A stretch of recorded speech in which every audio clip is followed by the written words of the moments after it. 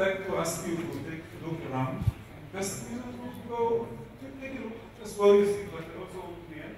You see at the end there are people sitting almost on the wall, hanging from the floors and lights. just to come and hear about entrepreneurship.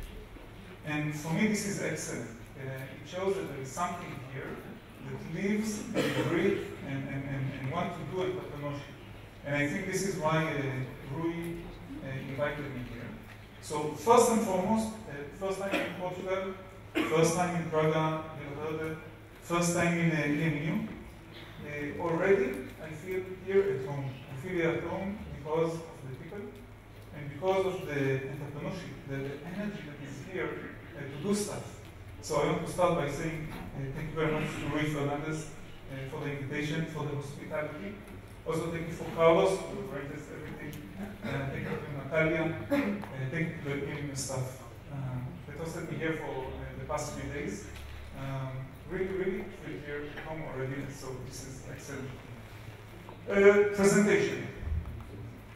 So Rui invited me, sorry if I speak here with my back, difficult condition, but we'll do them. Rui invited me to speak about Israeli entrepreneurship. So this is a very nice question. It's not my question. It's from The Economist. Economist is a famous newspaper. And they were asking, they were writing a very big article, cover article, asking, how come Israel, and as you said so nicely, it's a small country, very small, smaller than Portugal. Small country, started very poor, only 60-something years ago. There was nothing, most of it is desert, there was nothing. So very small, surrounded by enemies, and this is not joking, you probably know because you get the news. Everywhere around us, there are enemies. Some disagreements, some no, but as we started, everything was enemies, the whole time is war. No natural resources. So here I come to Portugal, you do have also some natural resources in Israel.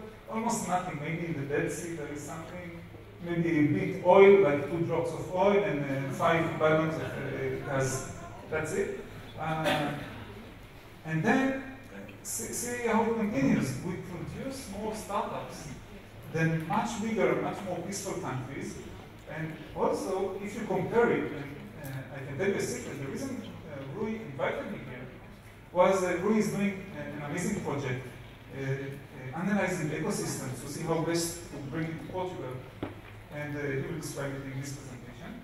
And when he did this, this analysis, he kept seeing, of course, Silicon Valley, of course. But then everywhere he saw Silicon Valley, he immediately also saw Israel. And this was very surprising. I think this is one of the main reasons. So in this presentation, I started by thinking, back in Israel, I have 1.5 hours. So I prepared a very nice presentation for 1.5 hours. Very nice presentation. So then I speak with Rui. When I come here, he said, yes, something like 45 minutes. I say, excellent. Then I understand from the timetable, it's going to be 25 minutes. Now I have 2 options. First option, what I can do, very famous, I can complain. Right? I can immediately come to Rui. Come on, 1.5 hours, 25 minutes. And I can continue and complain and get angry and sit in my hotel room and be angry and maybe try to change it. Yes, you understand what I can do? A very easy solution, right? I chose a different solution. And the solution that I chose was to say, excellent, 25 minutes. How best can I use? What advantage does it give me that I only have 25 minutes? The advantage is I need to be focused like a laser. I cannot now tell stories from here to tomorrow. 25 minutes, I want to spend in 25 minutes. I also want to leave some time for questions from you, like a couple minutes, because I want it interactive. So let's see how it goes. But this is how to find the advantage in something which, much easier to complain. Who am I? First thing, I would like to advise you not to do this, just type my name in LinkedIn, offer me to be friend. I already am friend with many of you. So this is just the highlight.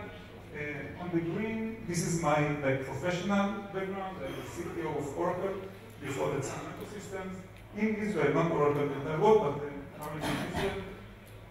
Today I'm independent consultant, and also this one here. What's in the middle in the red? You see red? Red for me is action. It's like moving. not standing, just doing things. So when I love to do things, it's about creativity and innovation and the strategy of looking far away. In the orange, this is what I also love doing in my spare time, and entrepreneurship I also consider a profession and hobby as well, because I just love doing it and all the rest. And in the blue is a true story when I won with my son the Lego Championship of Israel. There is such thing, very big, and I'm very proud of it, so with your permission, it's here. This is our agenda for today, and because I only have 25 minutes, and I could speak about Israel for 1 week, then I will only give you highlights in my opinion. You're going to hear from us different opinions about entrepreneurship. There is no one right or wrong. It's my perspective, his perspective, his perspective. I will try to present the Israeli perspective, and please consider this only a quick introduction. Like friends, and we are making a quick introduction. You want to hear more? I would love to. Let's speak. We have lunch, after lunch, email, LinkedIn, everything. So Rui, because Rui is also a doctor, he asked me to also give numbers, not only say stories. So here are some numbers. Very young, very small, growing very good, but touch wood, it's like a signal in ancient belief against evil. Beautiful, it's very personal, but I think beautiful and restless. I'm sure most of you hear about Israel at least once a day in the news. I don't like it, but it's fact. So I do not argue with that. The situation in Israel is very, very sensitive, political, social, everything. Most of the problem you say, and you think they are Portuguese, there are also Israeli problems, and many more. So restless, is restless good or bad? This is bad. I wish my kids grow in a peaceful country, and I hope we're going to get there. But it's also good, because it keeps us on our toes. We cannot just, speak like this first, no, it will not help us. We always need to innovate, to think new, to go, to try. I think this is one of the first explanations to the question we are asking. Some numbers, and this is what we saw when he was doing the research. We are ranked #1 for innovative capacity, the ability in Israel to do innovation, according to a study, not my opinion, is #1. Existiu um driver de inovação muito assente na indústria da defesa. Gerou inovações tecnológicas brutais que hoje são todas disponibilizadas. Enfim. I had lunch with Nelson. Nelson is an entrepreneur here, and then he described to me his business initiative and stuff that he's doing. Very nice, very interesting. Then I asked him, why are you doing it? Because if you think about it, chances of success for startup companies, there is some arguments between 1 to 10 to 1 to 100. So you need to be a believer, a passionate, and also a bit stupid to do innovation. This is true. Innovators, entrepreneurs, they must have such a strong belief that all the logical answers, they just say, okay, 1 second, no logic, I'm going to do the step. You understand this? Like we give away logic for just 1 second to make a big step, giant step, that many people might say, you're stupid, right? You get this? What do you think? Go work for a company in Portugal or something, and get income. And again, more numbers for scientific infrastructure, technological. But also there is something more that I will try to explain very briefly. #1 for both country, business sector expenditure on R&D. Expenditure meaning spending money. R&D is a very, very interesting word. You know what it stands for? Research and development. Most companies say we do R&D, they actually do the D. They do the development. The R is much more difficult, because R is research, meaning high risk. If you do research, not necessarily find something useful. But if you do not invest in research, you don't start the new seeds. You don't go to new places. And this expenditure This is something hidden in the background, because every company will say, yes, we invest in R&D. But here, you need to ask, is it the R you invest in, or the D you are investing in? If it's the R, this is interesting climate for innovation. See this number. 1,000 new innovation, 1,000 new innovative startups per year. When I said crazy, this is what I mean. This is complete crazy. In Israel, everywhere you go, like in the industrial areas and in office places and stuff, you see many new initiatives. You read about them. You have many networking events. 1,000 new startups per year is just crazy. In all the surveys, they say we have the #1 startup per population.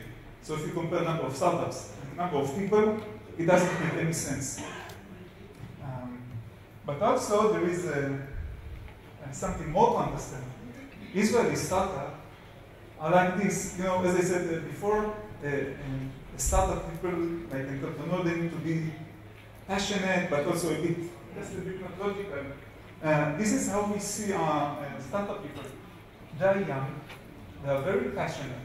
They just finished army, and I will discuss this, as you said about our defense industry. And we treat them with a lot of humor. We look at them at our like small kids or like a small brother. You see, very passionate, a bit innocent, like with glowing eyes. Yes, I want to do something. What are you going to do? I want to do a new startup. Okay, go to a new startup. Most likely you will fail. Yes, no problem. Okay, let's do it. And see, they eat well, and the coffee is what they eat the most. Where do they innovate? Everywhere. In Israel, indeed, the defense industry is very important, very critical to our existence, but the innovation, once it started, went everywhere. You see, all of the sectors, but with an emphasis on things that we feel we can do a bit better, that we have a unique value, like IT, of course, computers, technology, defense industry, especially security, which we understand quite good. But also, in Israel, most of it is desert. So some of the innovation is the water technology. I don't know if you know, but the drip irrigation, the long pipes with the very small holes, the drip water is Israeli invention, not for entrepreneurship. It was like for pure survival. We don't have enough water, everything is desert, so we need to have something. So drip irrigation, and many other sectors. Some examples, you should know most of them. You mentioned the GPS, but Intel CPUs, here's the drip irrigation. This pill is something you swallow, and it photo the internal of the stomach, like when you go down. All these inventions that changed life of billions around the world, all of them started in Israel. Just as an example. This day is about ecosystems, so I also wanted to give like the brief highlight of Israel. This is Israel, and from here to here, 4 hours, and if you drive like 3, it's 3.5 hours. But they're not about to drive. All the business is done here, like Tel Aviv, Haifa, Jerusalem, like a triangle. All of the business is done there. 1 hour you can go anywhere in the country. And this, all the support you get. If you're an entrepreneur, everything is available for you. The business community. Government is very receptive to entrepreneurship. And all the supporting stuff. But I will say a word about this in a second, because for entrepreneurs, Israeli entrepreneurs, many times they don't ask what the country can give me. They ask, how can I do my entrepreneurship? And later, let's see how I do in the country. But first, I want to do the step. Like the step, this is very important. Like, do a step, then we see what happens.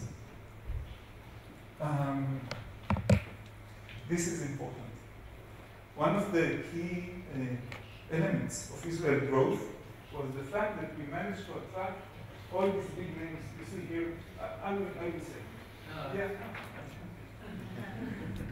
All the big names are in Israel. Everyone, like Yahoo was a big name, but Amazon, eBay, PayPal, Google, IBM, Intel, of course, AMD. Everybody and anybody have in Israel office. But very important, it's not just an office like a sales office. It's R&D office. And not only R&D, but what's more important in the R&D? Yes, they're doing the R in Israel. Why it's so important? Because it means we are planting many seeds in Israel. And if a seed grows, it becomes a tree, then it goes everywhere, many new seeds. Do you understand? Yeah. So all these big names, they come because they understood in Israel there's something unique, something that entrepreneurship attracted their attention. So they came, maybe they bought a small startup, maybe they just started a development center, and then they are all there. And the fact that these companies are there, this creates an amazing ecosystem. Just imagine, in 1 hour drive, you can reach any of these names, any of them. You get into the car, pick up the phone, okay, I'm coming, everything. And once they're in Israel, here you can see that they spend additional money. It's like, and we discussed it, it's a chain reaction. You have Google coming, buying the company. Excellent. So they start research and development. Excellent. So they stay in Israel, suddenly a new startup comes, and they can invest in this startup. And this creates a very, very nice chain reaction of innovation, of an ecosystem.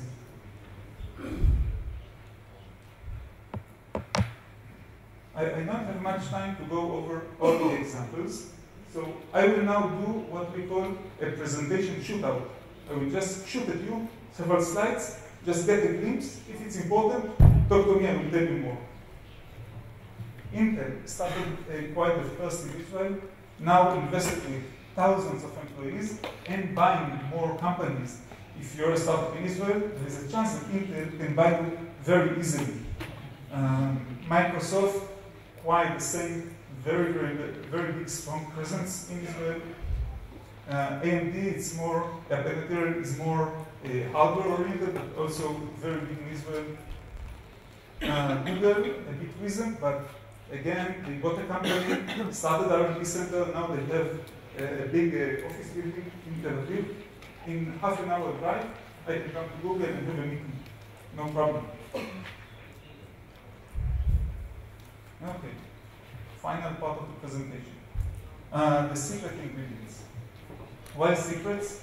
Because nobody knows for sure. I will tell you my opinion, there are other opinions, you will hear more opinions, but I will give you my perspective, roughly speaking. I completely agree with the purpose of this day, this conference. Because if you manage to create an ecosystem, you manage to create a process that nourishes itself.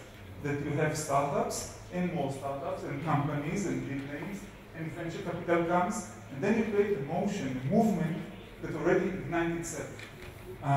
So here, generally speaking, how did we create, or how was the ecosystem created? And this here, this word, immigrants, is important. Immigrants are people that left one place without nothing and went to another place. When they reach this new place, and one example is Israel, another example is the gold rush in California. When they reach the new place, they have nothing, right? Nothing. And they must innovate. They must create. Otherwise, they will not survive. So this is one factor. The additional factor is the army, which I'll say in a second.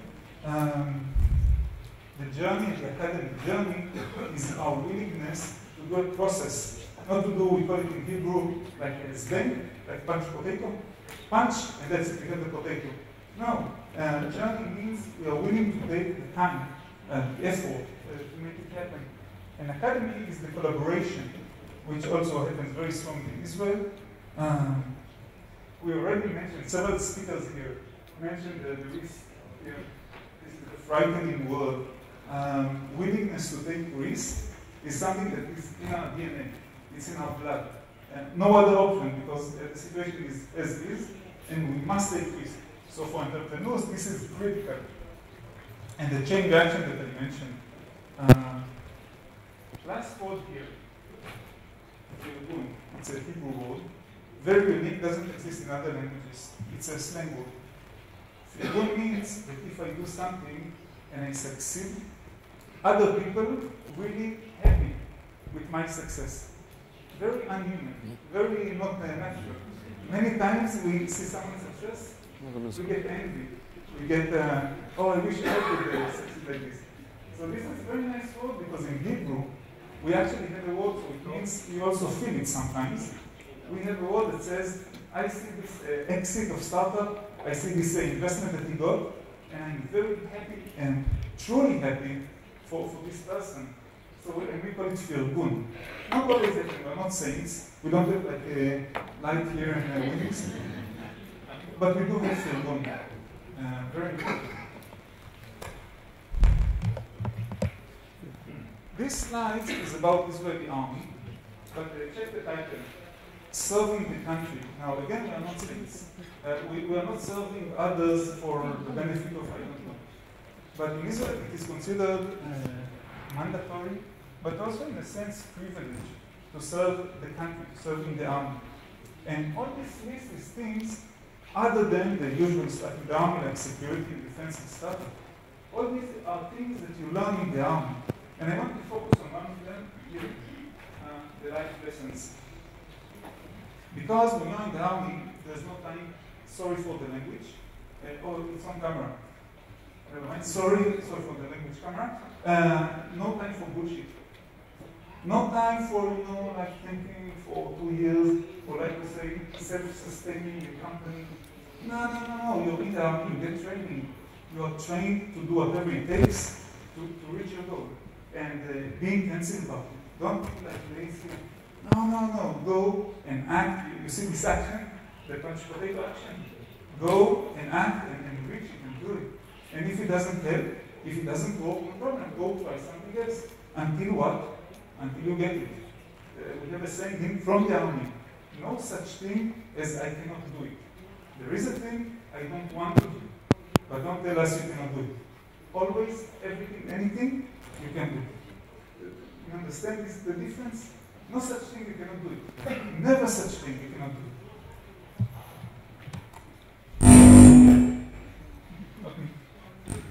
We discussed chain reaction of innovation. So again, this is so simple. You do innovation, you attract attention. Company comes, invests in you. You become an R&D center, you employ more people. Then you yourself, the entrepreneur, you become a manager, you get more money. What happens is, at the end, with this money, you go back and nourish other startups. You nourish other innovation.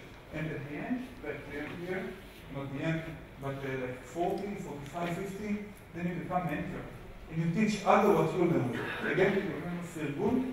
This is where you do Firgun to the new startups. And then you can benefit from here, from the economic growth that is happening exactly because of this entrepreneurship. The government that identified this very early on and supported, like we heard here, supported this ecosystem by many programs, from chief scientists and investment programs, and dollar for dollar. You put $1, you get $1 from the government. Family and friends, so if you get money from them, then government also helps you. Many programs that all are aimed to enable this entrepreneurship in this ecosystem. One last word, and I want to quote Mr. Emilio Gomes. Practicing my Portuguese. Mr. Emilio, when we discussed, he said a very important word. He said the word hope.